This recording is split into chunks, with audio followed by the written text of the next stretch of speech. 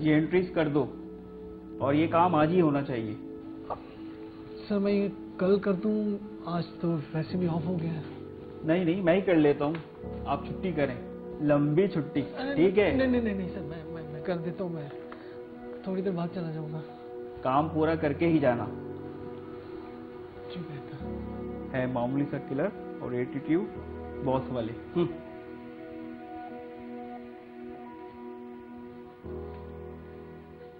बहुत से ऑर्गेनाइजेशन में जब स्टाफ को ब्लैकमेल किया जाता है या उसका इस्तेहसाल किया जाता है या उसकी कमज़ोरियों से फ़ायदा उठाया जाता है, तो उसके नतीजे में चूंकि ज़ाहिर सी बात है कि स्टाफ को ओवरबर्डन कर दिया जाता है, तो मेंटली डिप्रेस होता है इंसान। और डिप्रेस क्यों होता है? क्योंकि जब भी इंसान थ्रेटेंड फील करेगा या डेंजर फील करेगा, यानी उसके ऊपर थ्रेट है कि भैया आपने करना है तो करो वरना फिर कोई और कर लेगा, तो इस थ्रेट की सूरत में जो हमारा ब्रेन है वो डिफरेंट केमिकल्स रिलीज़ करता है, जिसमें एड्रेनलिन और कोर्टिसोल वगैरह शामिल हैं। ये स्ट्रेस हार्मोन्स कहलाते हैं बेसिकली।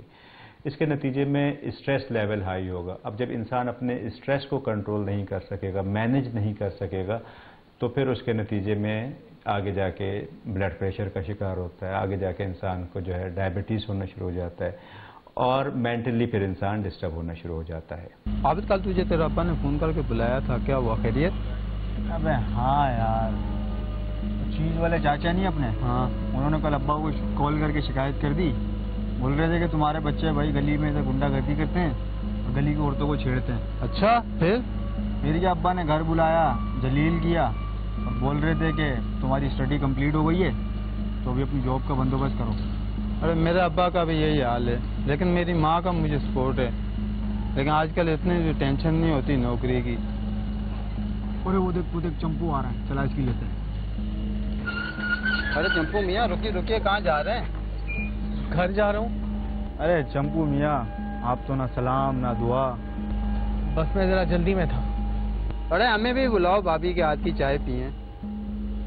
अरे चंपू मियाँ को तो गुस्सा आ रहा है। अरे नहीं यार, चंपू मियाँ को कहाँ गुस्सा आता है? गुस्सा तो हम जैसे मर्दों को आता है। एक मिनट, देख अभी आएगा गुस्सा।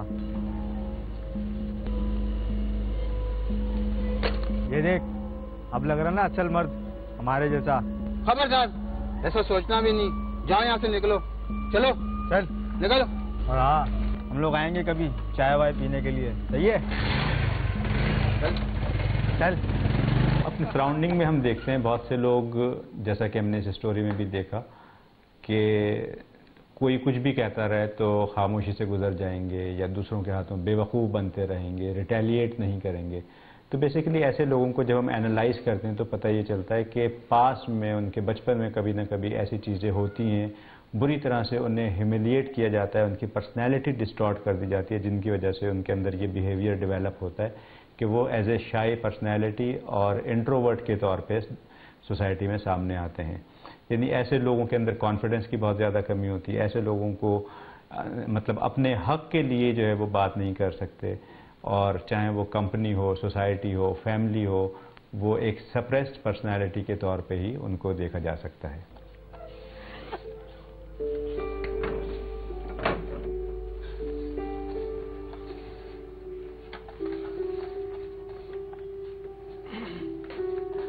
अरे आप आ गए। आपको पता भी है कि सुबह सुबह से स्कूल जाना होता है। आपके इंतजार में नवाब साहब ने अभी तक खाना नहीं खाया कि मैं तो अपने बाबा के साथ खाना खाऊंगा। अरे ये चेहरे पे क्या किया आपने? क्या?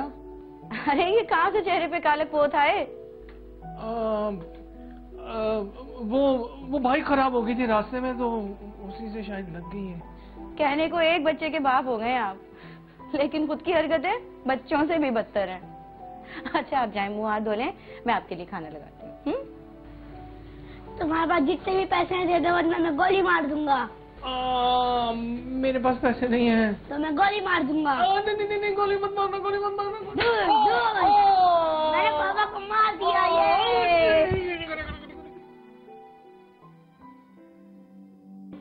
अरे आप बेफिक्र रहें शाह साहब, आपने कह दिया, काम हो गया। ये जॉब आपके साले साहब की हो गई। जी आप बस आप हमारा काम करना ना भूलिएगा। जी। ओके इरशाद साहब, खुदा हाफिज।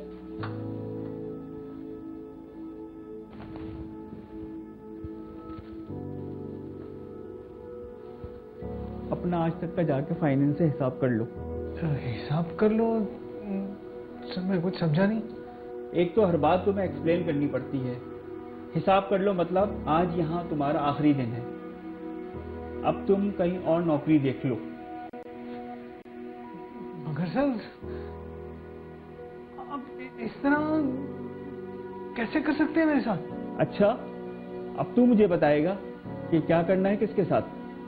सर खुदा के लिए सर मुझ पर रहम करें, मेरी बीवी मेरा बच्चा परेशान हो जाएगा सर, प्लीज।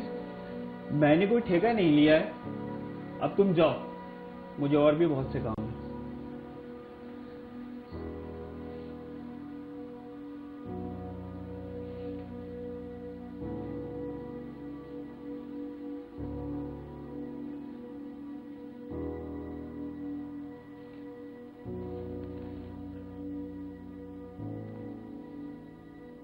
इसकी रूट कॉज क्या है? रूट कॉज ये है कि आजकल बेरोज़गारी बहुत ज़्यादा है। यानी आप एक जॉब का ऐड देते हैं तो सैकड़ों की तादाद में लोग आते हैं और अच्छे क्वालिफाइड लोग आते हैं, जिसकी वजह से जो करंट स्टाफ है उसको जो है वो ब्लैकमेल किया जाता है। उसको कहा जाता है आपने करना है तो करें वरना और हैं, ठीक है। डाउन साइजिंग के नाम पे कभी निकाल दिया जाता है, कभी और एलिगेशन लगा के निकाल दिया जाता है। तो उसका असर ये होता है कि जो स्टाफ काम कर रहा है वो गैर मुतमईन होता है, अनसर्टेनिटी की कैफियत में काम करता रहता है और वो जो कल्चर है वो डेवलप होता जा रहा है। ज़रूरत इस अमर की है कि अपने स्टाफ पे काम किया जाए, अपने लोगों को सेटिस्फाई किया जाए और सिर्फ अपना ही फ़ायदा नहीं देखा जाए, बल्कि जो एक आपकी टीम है, जो आपका स्टाफ है, क्योंकि स्टाफ आपका एसेट है, अपने उस एसेट पे काम करें, ना कि आप स्टाफ को जाने दें फिर नई टीम हायर करें, फिर स्टाफ को जाने दें फिर नई टीम हायर करें। अपना फ़ायदा जो भी कंपनीज देखती हैं तो एट द एंड कहीं ना कहीं हमने ये देखा है कि बड़े बड़े ग्रुप्स बंद हो जाते हैं। ये तो हमारी प्यारी वाली भाभी है। रास्ता छोड़ो मेरा। कोई काम वाम करता है, फारिग फिरता रहता है। 2 दिन पहले तक तो रोजगार था, लेकिन अब नहीं है। मेरी दुकान पे काम करेगा, पूरे 8,000 रुपये दूंगा। ठीक। अस्सलाम वालेकुम अंकल, आधा किलो चावल, आधा किलो मसूर की दाल और आधा किलो मूंग की दाल दे दीजिए, और एक ही पापड़ की थैली भी दीजिएगा। अरे भाभी, कभी हमें भी अपने हाथ का खाना खिला दें। ये तो हमारी प्यारी वाली भाभी है। दफा हो इधर से, रास्ता छोड़ो मेरा।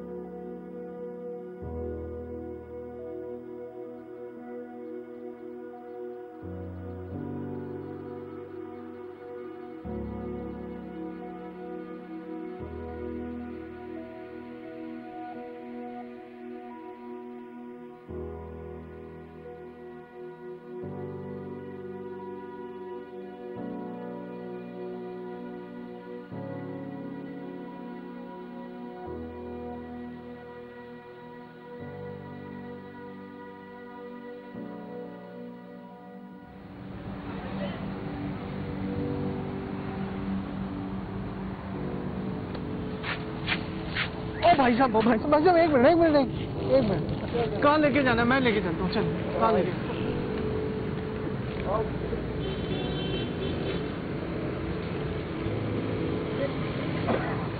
तो उधर रख दे संभाल के, शाबाश।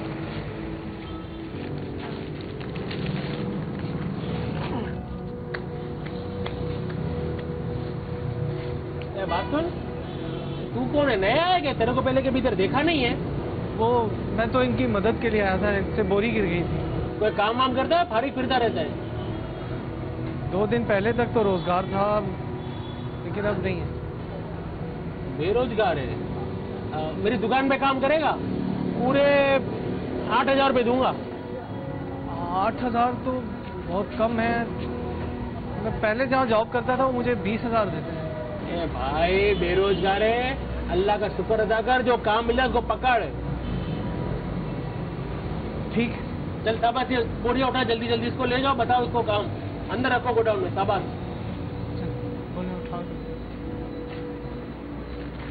क्या करता है? एक मजदूरी में डबल मजदूर का काम लूंगा इससे मैं। ऐसे लोग इंट्रोवर्ट होते हैं, लो सेल्फ स्टीम होती है, सेल्फ इमेज डिस्टॉर्टेड होता है, तो इसी वजह से वो कोई कुछ भी कहता है उसको रिस्पॉन्ड नहीं करते इफेक्टिवली, रिटेलिएट नहीं करते। और जैसे हमने देखा कि जॉब छूट गई तो फिर वो और लो कैलिबर की जॉब में चला जाता है। The only reason is self image is totally distorted. वो अपने बारे में कुछ अच्छा सोच ही नहीं रहा, कुछ बेहतर सोच ही नहीं रहा, उसकी सेल्फ स्टीम ही नहीं है जो उसको कुछ अच्छा बेहतर करने पे मजबूर कर सके। क्योंकि कोई भी जॉब चली जाए तो that is not the end of life, actually that is the band of life, कि जिसके बाद ज़िंदगी नए धारे में जा सकती है। लेकिन लोग समझते हैं कि बस अब ज़िंदगी ख़त्म हो गई, और वो फिर उससे भी ज़्यादा लो प्रोफाइल की जॉब में चला गया। तो अगर किसी के साथ भी इस तरह की सिचुएशन हो तो हमें ये सोचना चाहिए कि अगर कभी भी कोई जॉब वगैरह छूटती है, कहीं आपको फायर किया जाता है, so that is an opportunity to move.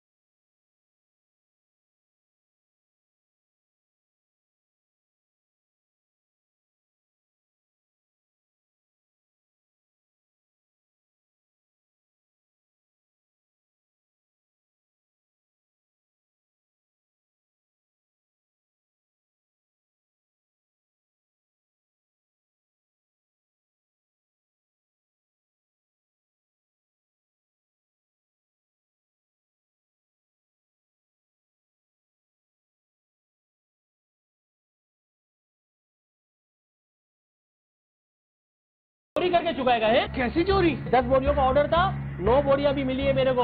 मैं गरीब हूँ मगर चोर नहीं हूँ। तो क्या मैं झूठ बोल रहा हूँ? तू इस तरह नहीं मानेगा। 50,000 रुपए दो, छुड़ा लो इसे। मैं कुछ करती हूँ। 1 2 3 4 5 6 7 8 9 उधर तो 10 बोरियों का था। 1 मिनट, 1 2 3 4 5 6 7 8 9। सज्जाद भाई भी ना खुद को बहुत ज्यादा होशियार समझता है, 1 बोरी कम भेजी है। सज्जाद भाई, अभी आपका मसला काम करना है या नहीं करना है? मैंने आपको 10 बोरियों की केस पेमेंट भेजी थी, ने आपने 1 बोरी कम भेजी है, डंडी मारी 1 बोरी की आपने। क्या पूरी 10 बोरियां भेजी है। अच्छा अच्छा, मैं चेक करता हूँ। Sorry sorry. अब बात तो इधर आ। क्या हो गया वसीम भाई? तेरे को मैंने तेरी बेरोजगारी देख के, तेरे हालात देख के तेरे को यह नौकरी दी। जी वसीम भाई, मैं शुक्रगुजार हूँ आपका एहसान है कि आपने बुरे वक्त में मुझे काम दिया है। एहसान का बदला भी तू चोरी करके चुकाएगा है? चोरी? कैसी चोरी? हाँ, ये 10 बोरियों का ऑर्डर था, 9 बोरियां भी मिली है मेरे को। 1 बोरी किधर है? नहीं वसीम भाई, ये 10 बोरियां थी, मैंने खुद उतारी है, गिनी है मैंने खुद। आप चाहे तो फैसान से पूछ लें। बेजान नहीं है, निकाल दिया उसको मैंने। तू मेरी बात का जवाब दे। 1 बोरी तूने चोरी की है ना? तूने सोचा कि 8,000 रुपए तनख्वाह कम है तो ये 1 बोरी चोरी करके अपने घर का राशन बना लूं है? देखिए वसीम भाई, आप झूठा इल्जाम लगा रहे हैं। मैं गरीब हूँ मगर चोर नहीं हूँ। तो क्या मैं झूठ बोल रहा हूँ? चोरी तूने? तू इस तरह नहीं मानेगा। अभी तेरे को बताता हूँ। हट साइड पे हट जा। आप पुलिस स्टेशन? मैं सेठ वसीम बोल रहा हूँ, सीमेंट वाला। मेरी दुकान से 1 बोरी चोरी हुई, आप जल्दी से मोबाइल भेजो। हाँ वसीम भाई, मैंने कुछ नहीं किया, मैंने यकीन। चुप कर, अभी तेरे को पता चलेगा। इधर मुजरिम इधर ही है मेरे पास है, आप जल्दी भेजो ना, इसको ले जाओ, मेरी बोरी निकलवा के दो। हाँ, अब मेरा यकीन करें, मैंने कुछ नहीं किया। तेरे पे मैंने रेम खाया है, रेम। किसी पे रेम नहीं खाना चाहिए, मरता है मर जाए, रेम नहीं खाओ किसी पे। कोई एम्प्लॉयर है, उसको तो नहीं पता कि उसके पास आने वाले एम्प्लॉयज़ की क्या कंडीशन है, तो वो हर इंसान को एक ही तरीके से डील करते हैं। होना तो ये चाहिए कि थोड़ा सा इंसान अपने स्टाफ को, अपने एम्प्लॉयज़ को फैमिली की तरह ट्रीट करे, उनके बारे में जाने, उनकी परेशानियों को सॉल्व करने की कोशिश करे। तो जैसे हम इसमें देखते हैं कि अगर वो ज़रा से भी कोई नुकसान हुआ या बोरी कम हुई या कुछ इस तरह की चीज़, तो वो उसको बुरी तरह से ट्रीट करते हैं। और ना सिर्फ ये कि उसको ह्यूमिलिएट करते हैं, मारपीट करते हैं, बल्कि उसको पुलिस के हवाले कर देते हैं। तो उसका इम्पैक्ट क्या होता है? बेसिकली हर इंसान ज़ाहिर है उसके पीछे एक फैमिली, ये पूरा सिस्टम चला रहा है वो। तो उसके नतीजे में ऑब्वियसली, चूँकि वो तो पहले ही लो प्रोफाइल में था, मेंटली डिस्टर्ब था, तो उसका स्ट्रेस लेवल इतना ज़्यादा हाई हो जाता है कि फिर वो सोचने समझने के काबिल नहीं रहता। ऐसे लोग जब उनके जो ये ब्रेन केमिकल्स हैं, कोर्टिसोल वगैरह बहुत ज़्यादा रिलीज़ हों, तो फिर वो दिमाग माउफ हो जाता है, सोचने समझने की सलाहियत ख़त्म हो जाती है, अच्छे बुरे की तमीज़ ख़त्म हो जाती है, फाइट और फ्लाइट वाली सिचुएशन आ जाती है। और वही चीज़ फिर हम इसमें आगे देखते हैं।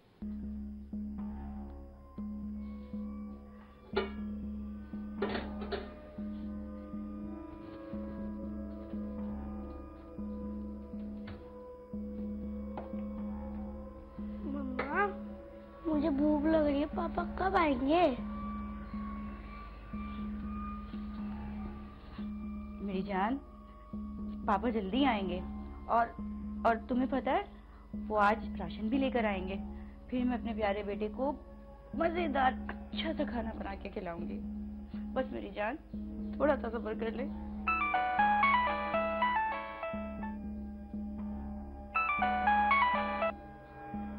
हेलो जी, बात कर रही हूँ। क्या?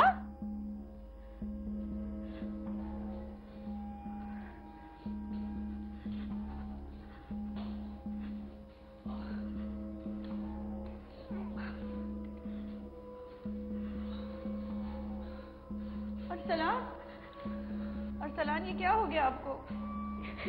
ये लोग कह रहे हैं आपने चोरी की है। नहीं, मैंने चोरी नहीं की। मुझे पता है। अगर मैंने ऐसा किया होता तो हमारा बच्चा भूखा होता। नहीं, कभी नहीं। आप सेठ को बोले ना। मैंने बहुत मेहनतें की उनकी। अगर उन्हें गलतफहमी हुई है तो कुछ सुनने को तैयार ही नहीं है। अब क्या होगा अरसलान? अब क्या होगा अरसलान? सुनवाई तो अब हम करेंगे। थानेदार साहब, आप यकीन करें, ये चोरी नहीं कर सकते। ये ऐसे इंसान नहीं है। देखो भाई, इसके सेठ ने कंप्लेन करी है तो कार्रवाई तो होगी।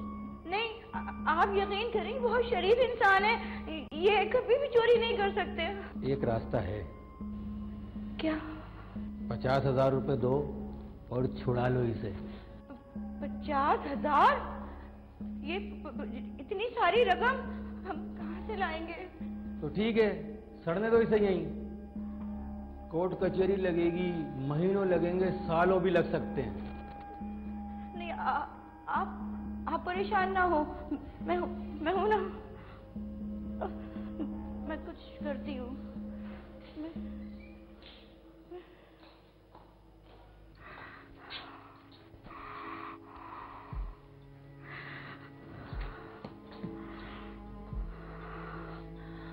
या अल्लाह,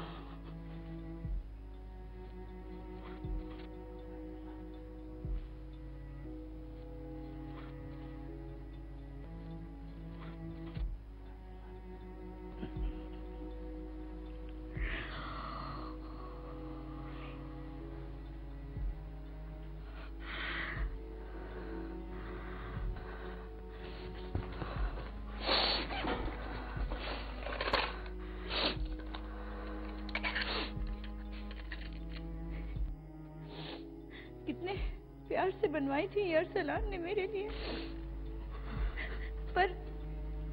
पर अब शायद यही मेरी आखिरी उम्मीद है।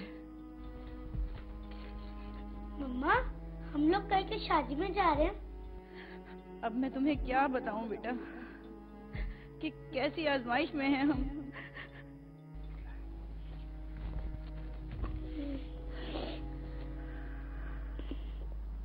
आओ अरसलान।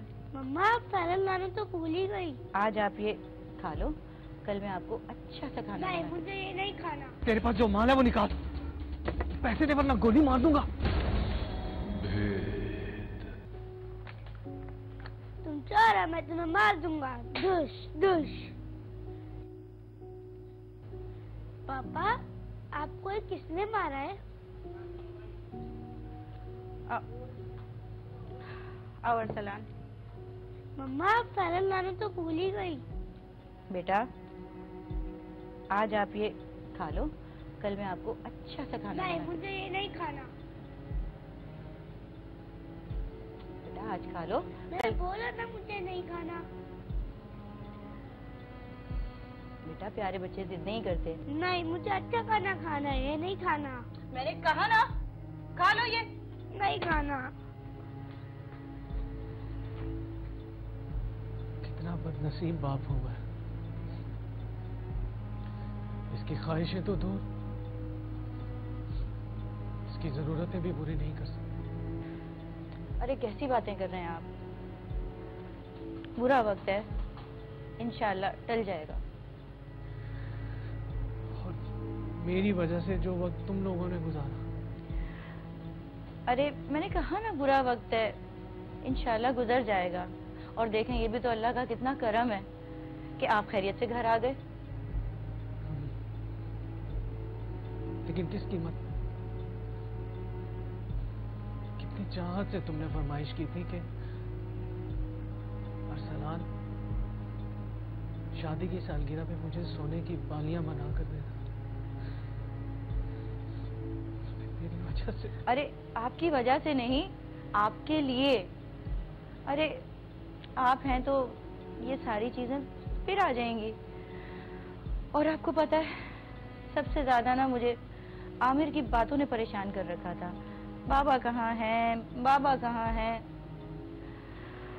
खैर आप बैठें, मैं जरा आमिर को देख के आती हूँ, बेचारा कहीं भूखा ही ना सो जाए।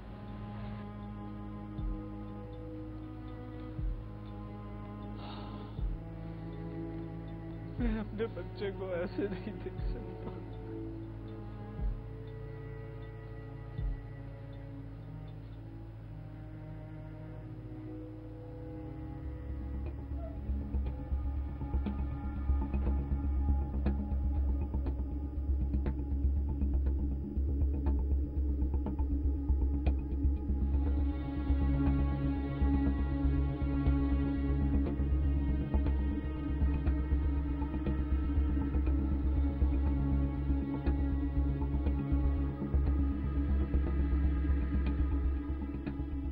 कहते हैं कि जब इंसान के ऊपर मुसीबत आती है तो उस मुसीबत की शिद्दत कुछ अरसे में वैसी नहीं रहती जैसी पहले थी, और वो इंसान भी वैसा नहीं रहता जैसे पहले था। तो पहले तो वो इंसान था शाई, पहले था अनकॉन्फिडेंट, पहले था इंट्रोवर्ट, लेकिन जब ये 2-3 प्रॉब्लम्स आई कि उस पर झूठा इल्ज़ाम लगाया गया, पुलिस को दे दिया गया, पुलिस उसको नहीं छोड़ी, हैवी अमाउंट लेके उसको छोड़ा जाता है, तो आप ये समझ लें कि ये जो बड़े बड़े इवेंट हुए उसकी लाइफ में, वो उसकी पर्सनैलिटी को टोटली 360 डिग्री चेंज कर देते हैं। Now he is not going to be the same one.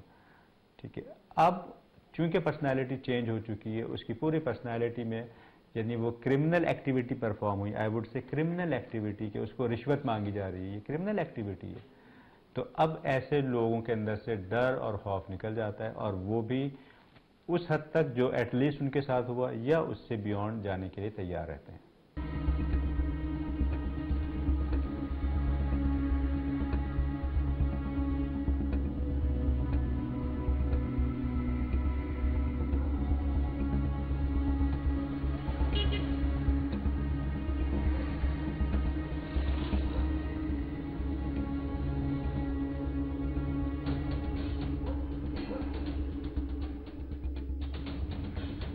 तेरे पास जो माल है वो निकाल, जो भी है निकाल दे माल। मोबाइल नहीं, पैसे दे, पैसे दे वरना गोली मार दूंगा। जल्दी जल्दी करो।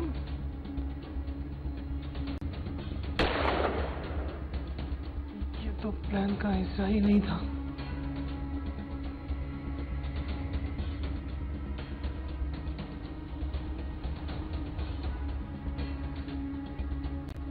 अब बंदा तो गया सर, ये तो नकली बंदूक है। इंसान को जब भी कोई ऑप्शन का इंतखाब करता है तो इंसान को ये सोचना चाहिए उसके प्रॉस एंड कॉन्स क्या हैं। ठीक है, जिसे कहते हैं हम फिजिबिलिटी। ठीक है, तो अगर मैं ये काम करता हूँ तो इस काम के नतीजे में क्या चीज़ें होंगी, किस तरह से मेरी अर्निंग किस तरह से होगी, इसके फ़ायदे क्या हैं, इसके नुकसानात क्या हैं, इसका मेरी पर्सनैलिटी पे क्या असर पड़ेगा, इसका मेरी फैमिली पे क्या असर पड़ेगा। अगर इंसान ये सारी चीज़ें सोच ले तो कभी भी कोई गलत स्टेप नहीं लेगा और चीज़ों को अच्छे तरीके से टैकल कर सकेगा। अब जैसे कि इस स्टोरी में हम देखते हैं कि उसने रैंडमली, एब्रप्टली वो सारी जो भी उसके साथ हैपनिंग्स हुई उसके नतीजे में आके एक वो नेगेटिव एक्शन लेता है, और उस नेगेटिव एक्शन के कॉन्सिक्वेंसेस नहीं देखता वो, जिसके नतीजे में कुछ ऐसा हो जाता है जो कि इररिपेयरेबल होता है।